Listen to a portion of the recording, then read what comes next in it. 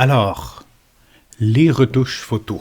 Première chose, moi je vous suggère de toujours faire une copie du calque d'origine, donc de préserver une copie. Donc si jamais on fait des erreurs, on a toujours l'original en dessous, donc on fait un commande J pour dupliquer le calque. Alors on va commencer par régler des problèmes de luminosité de la photo. Alors on va mettre un calque de réglage ici. On va commencer avec courbe. Je vais vous montrer la méthode que la plupart des gens utilisent en général, qui est une méthode intuitive, si on veut. Alors, ce qu'on dit avec les courbes, c'est de créer une courbe en S pour augmenter les contrastes. Donc, on place un point ici en haut, puis un autre point ici comme ça. Donc ça, c'est vraiment la méthode que vous allez voir le plus souvent un peu partout. Sauf que c'est pas très, très, très précis, puis ça va vraiment avec notre œil. Alors, il y a une autre méthode qui s'approche plus de la science, si on veut. Alors, je vais fermer l'œil de mon calque de réglage courbe. Alors, ce que je vais faire, c'est que je vais me faire un calque de réglage seuil. Alors, seuil, qu'est-ce que ça fait? Ça met beaucoup de contraste dans l'image. Donc, si vous voyez, j'ai mon histogramme ici. Donc, si je m'en vais vers la droite, donc, je viens isoler les blancs.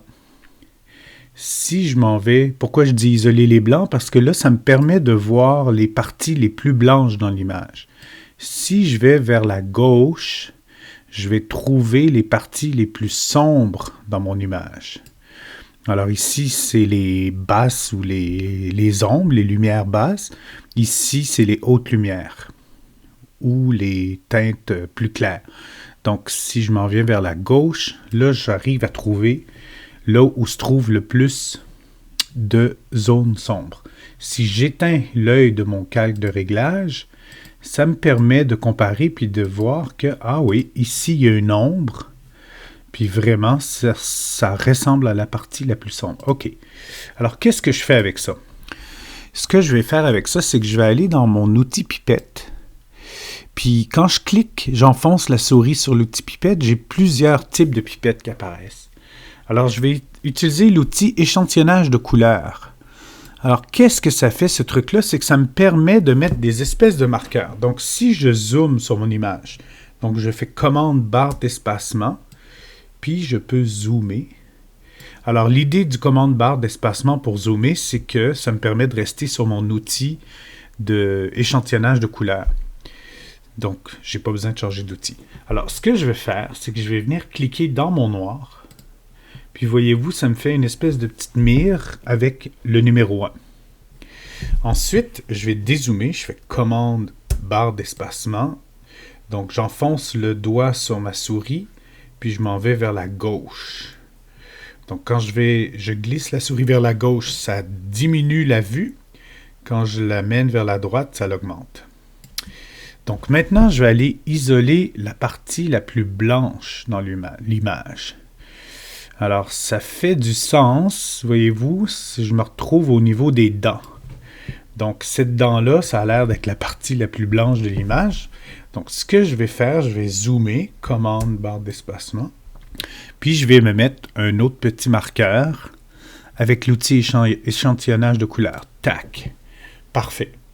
Alors, une fois que j'ai fait ça, je peux mettre à la poubelle mon calque de réglage seuil. Donc, j'ai juste à le prendre, le glisser sur la poubelle. Puis, là, je vais revenir, je vais faire commande 0 pour voir l'image dans son entièreté. Puis je vais me mettre un autre calque courbe. Comme ça, on va comparer la courbe que j'ai fait un peu de façon improvisée, puis la courbe que j'appelle plus scientifique. Alors, je vais mettre une autre courbe. Alors, cette fois-ci, qu'est-ce que je vais faire? C'est que je vais aller chercher mon noir. Donc, je vais zoomer sur ma petite croix noire. Puis, dans mon calque de réglage courbe, j'ai différentes pipettes ici. Donc, celle-là, c'est pour les noirs. Ça, c'est pour les gris. Ça, c'est pour les blancs.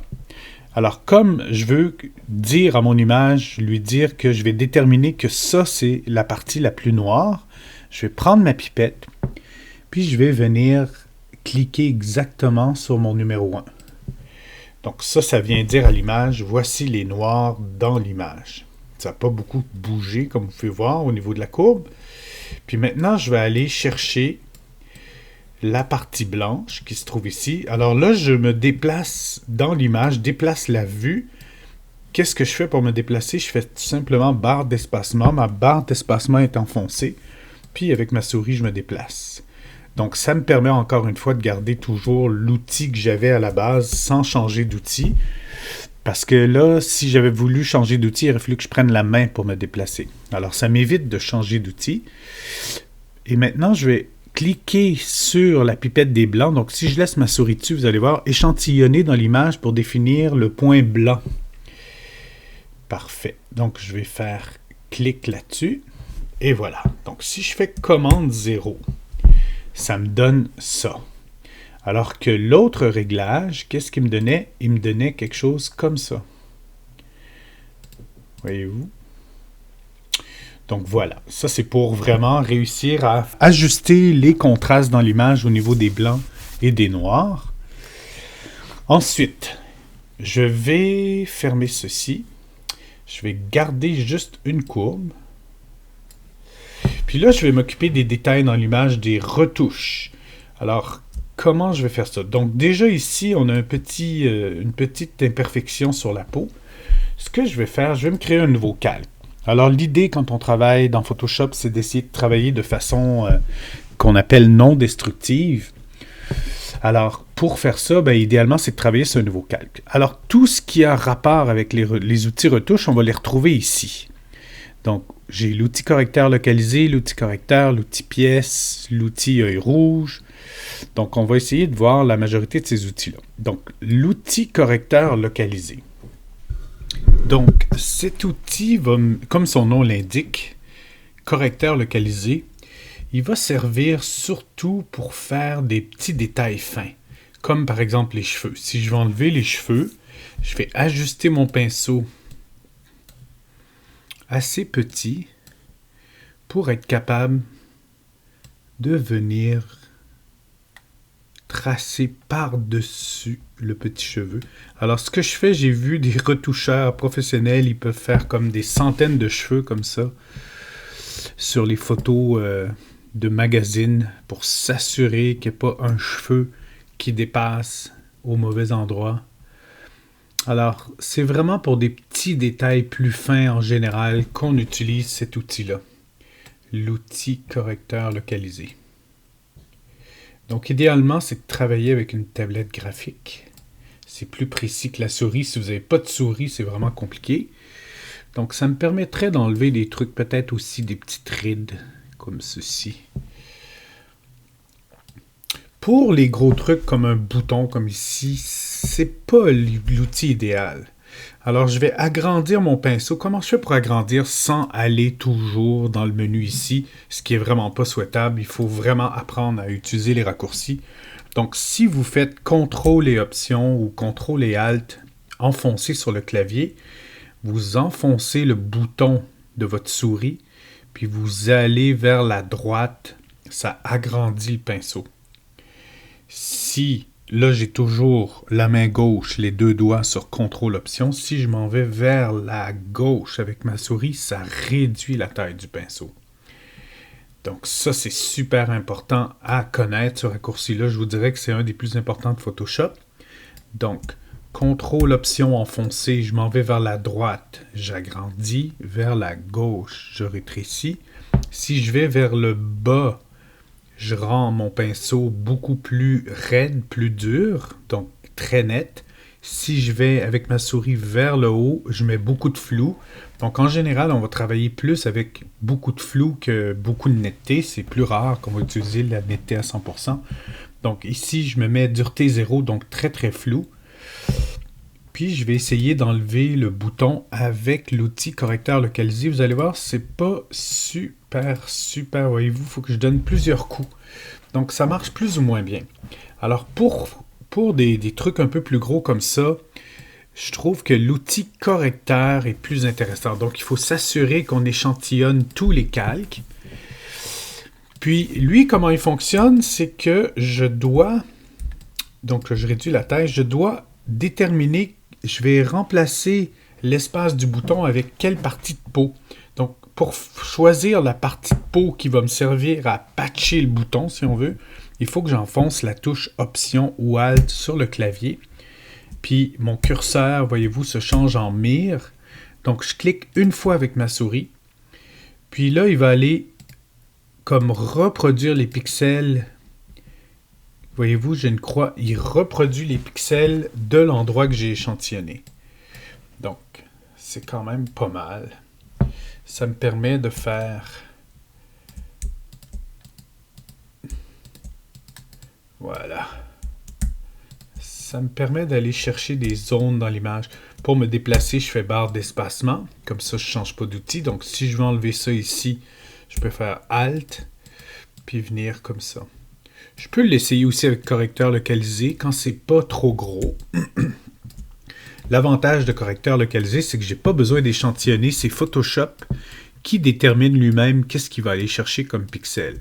Donc, c'est sûr que pour les petits trucs comme ça, ça va super bien. C'est sûr qu'il faut faire attention. Comme là, je suis en train d'enlever un grain de beauté. C'est un peu malade, là. C'est un peu exagéré. Je veux dire, dans la vraie vie, il faut que la personne garde un petit peu ses traits de personnalité particuliers. Donc, voilà pour l'outil correcteur et correcteur localisé. Ensuite, si je regarde mon image, j'ai dans le background... Il semble y avoir des espèces de taches comme ici. Alors, il y a l'outil pièce qui est intéressant. Alors, l'outil pièce, comment il fonctionne? Alors, en fait, si vous regardez ici, j'ai une tache sur la photo. Alors, l'outil pièce, si vous regardez le problème, c'est que je n'ai pas l'option échantillonner tous les calques. Donc, j'ai la source, destination. Donc, il va falloir que je travaille sur la photo directement. Donc, c'est la raison pour laquelle j'ai fait une copie. Donc, je vais aller sur la photo directement parce que je ne peux pas travailler sur un calque à part. Alors ici, j'ai une espèce de petite tache. Ce que je vais faire, je vais comme, juste avec ma souris, je vais faire le tour. Puis, une fois que j'ai fait le tour, c'est que j'enfonce le bouton de droite de ma souris, puis je viens chercher comme une zone qui ressemble à celle par laquelle je voudrais remplacer celle où il y a la tache. Puis, je le laisse aller, je fais commande D pour désélectionner, puis ça marche vraiment très bien. Donc ici, je pourrais essayer d'enlever la tache aussi. Commande D pour désélectionner. C'est pas si mal. Ici, on dirait qu'il y a une tache dans le background aussi. Donc je sélectionne un autre point. Puis il fait vraiment un beau travail. En fait, ce qui est en train d'appliquer dans la zone que j'ai sélectionnée, c'est vraiment la même chose que si je faisais édition, remplir. Puis de lui dire contenu pris en compte. Là, il n'est pas actif parce que je n'ai pas de sélection. Mais si je faisais une sélection avec le lasso, disons, je prends le lasso, puis je fais ça, puis je lui dis édition, remplir, contenu pris en compte. Alors, il fait à peu près la même chose que l'outil pièce. La différence, c'est que quand je fais OK, c'est Photoshop qui décide avec quelle zone il va remplir l'espace. Alors qu'avec l'outil pièce, c'est moi qui lui donne des indications sur qu'est-ce que tu vas aller chercher comme zone similaire. D'accord. OK. Autre chose. Disons que sur son t-shirt, on va s'imaginer qu'il y avait un logo à l'origine. Il n'est pas là, mais je vais vous le mettre tout de suite. Donc, je vais aller chercher mon petit logo.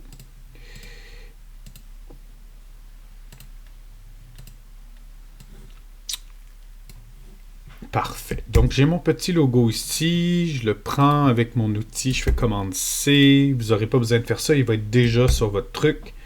Donc, je viens le placer. Puis, je veux faire un négatif. Commande I. Je veux qu'il soit transparent. Je choisis le mode superposition parce que je veux que le noir disparaisse. Superposition. Je fais commande T pour le réduire. Schlack. Je le place ici. Je le déplace. Puis là, je rends la chose difficile pour vous. Je vais l'intégrer dans la photo directement. Donc ici, je sélectionne les deux calques. Je fais commande E. Donc quand vous allez prendre l'exercice, il va être comme coincé, intégré dans les pixels. Alors, disons que vous ne voulez pas avoir le logo, vous voulez l'enlever. Alors, plusieurs possibilités. Soit que je prenne ce que je viens de faire, le lasso. Je fais juste faire le contour du logo. Puis je fais édition, remplir, contenu pris en compte. Vous allez voir, c'est vraiment nice. Je fais commande D. Il fait un travail fabuleux là-dessus. Ok, je recommence, puis je vais le faire avec un autre outil, avec l'outil pièce. Donc, avec l'outil pièce, il fonctionne vraiment au niveau du comment on fait le tour, comment on sélectionne nos objets. C'est comme le lasso. Donc, soit que j'y vais à main levée comme ça, ou si j'enfonce Alt ou Option, ça me permet de faire des lignes droites. Puis quand je le laisse aller, ben, il vient comme fermer la sélection. Puis là, il faut que je clique à l'intérieur puis que je vienne sélectionner la zone, une zone similaire. Puis vraiment, il fait un travail fabuleux là-dessus. Je fais commande D, voyez-vous, c'est pratiquement comme dans l'autre, avec l'autre outil. Il fait vraiment une super job. Puis ici, je me rends compte que j'ai une petite tâche aussi. Je vais faire ça, je vais l'enlever. Donc, je fais commande D pour désélectionner quand j'ai fini. Disons que je vais enlever ce truc-là ici. Je ne sais pas si je vais être capable avec l'outil pièce. On va l'essayer. Donc, je fais Option pour faire des lignes droites. Donc là, ça me permet de faire des segments de droite. Puis je vais lui dire d'aller chercher... Wow, mais là, le problème, voyez-vous, c'est que je m'en vais sur l'oreille. Wow, là, c'est difficile. Alors, c'est sûr qu'il faut que ça soit un fond uni pour que ça fonctionne. Donc, je fais commande Z, c'est très difficile. Alors, pour enlever ça, je pense qu'une des choses qui fonctionnerait bien, ça serait peut-être l'outil tampon de duplication. Donc, je pourrais me faire un nouveau calque, ici. Puis, je prends mon outil tampon de duplication. Donc, lui, il va dupliquer les pixels. Donc, je réduis la taille, je fais Option ou Alt sur le clavier. Puis, je viens comme... Donc, j'échantillonne les pixels qu'il va utiliser pour ça. Puis, à chaque fois, je rééchantillonne. Donc, je fais Alt, je viens cliquer une zone que je veux utiliser pour échantillonner les pixels. Voyez-vous, mais c'est pas évident. Tu sais, là, je suis en train de y mettre une couleur différente. Alors, c'est pas fabuleux, fabuleux. Alors, je vais enlever le calque parce qu'il ne suis pas contente. Puis ce que je vais faire, un truc que je fais souvent, qui est assez rigolo, c'est que je vais retourner dans ma photo retouchée. Ouais. Puis je vais sélectionner une partie de la photo retouchée, mais juste la partie qui est bleue, qui est bleutée. Je vais laisser faire le collet, ça va être plus compliqué, je vais le faire après. Donc je sélectionne juste cette partie-là. Je fais commande C pour copier, commande V pour coller. Donc, il vient exactement coller les pixels au même endroit.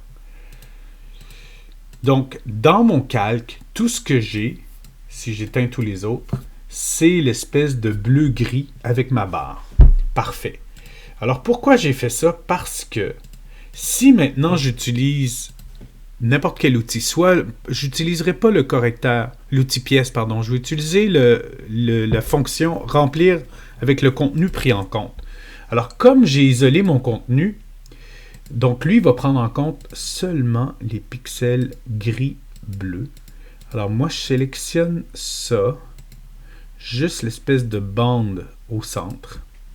Puis là, je vais lui dire, je suis sur le calque avec les pixels bleu-gris, puis je vais lui dire édition, remplir, contenu pris en compte. Donc, il ne peut pas prendre en compte l'oreille ou la face du gars parce qu'elle n'est pas là. Donc, en principe, il devrait bien travailler. Vas-y, tu es capable. On se croise les doigts. Regardez ça, commande D. Magnifique. Alors, il me resterait juste un peu de peut-être tampon à faire ici sur le haut. Puis pour le bas, je vais le réserver après. Donc, si je regarde ce que ça donne, voyez-vous, c'est trop nice. Donc, avant, après, c'est quand même pas mal. Puis ici, ben, je vais utiliser le tampon. Oups. Donc, pour le tampon, je fais Alt. Puis, je m'assure qu'il échantillonne tous les calques. Parfait. Pourquoi c'est plus clair? Oups, peut-être. Je le sais pourquoi. Je vais me mettre plus haut, sur un calque au-dessus. Voilà. Parce que je pense que mes courbes viennent influer les retouches que je fais. Donc, je me mets au-dessus. Puis pour l'espèce de jonction entre le gilet et le fond, là, ce que je vais faire, c'est que je suis toujours sur mon nouveau calque, j'ai l'outil tampon. Je fais Alt, puis je viens puiser des pixels ici. Sauf que j'ai fait quelque chose tout à l'heure. Je vais juste mettre ça à 0 degré. Excusez, regardez pas ce que je suis en train de faire. C'est comme plus avancé. OK. Ça compte pas. Donc, par défaut, l'outil est paramétré comme ça. Je vais vous montrer plus tard comment on peut faire changer les paramètres de l'outil. Donc, je vais juste venir comme puiser des pixels, puis je me mets à la jonction des deux. Comme ceci. Oups, c'est pas évident. Là, ça, c'est la partie difficile. Tac. Puis pour le coup... Donc, j'essaie d'avoir à la fois les pixels. Je mets mon curseur comme entre le cou et le t-shirt pour qu'ils viennent comme mettre les bons pixels à la bonne place. C'est pas une retouche facile ici.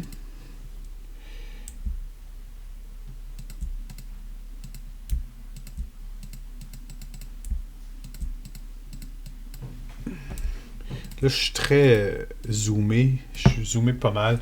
Ça sera pas parfait. Si je fais commande 0, voyez-vous, c'est pas si mal. Alors, l'idée, c'est que je voulais juste enlever la barre derrière, qui était un petit peu... qui était une entreprise quand même assez périlleuse, mais je pense que c'est pas si mal.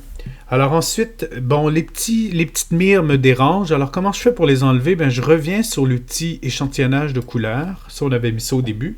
Puis, je fais la touche Option. Quand vous faites Option... Ça, voyez-vous une paire de ciseaux qui apparaît? Ça vous permet de les enlever. Tac, tac.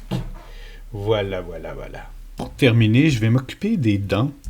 Alors, ces dents sont pas pires, sont pas mal, sauf que j'aimerais qu'elles soient un petit peu plus blanches ici.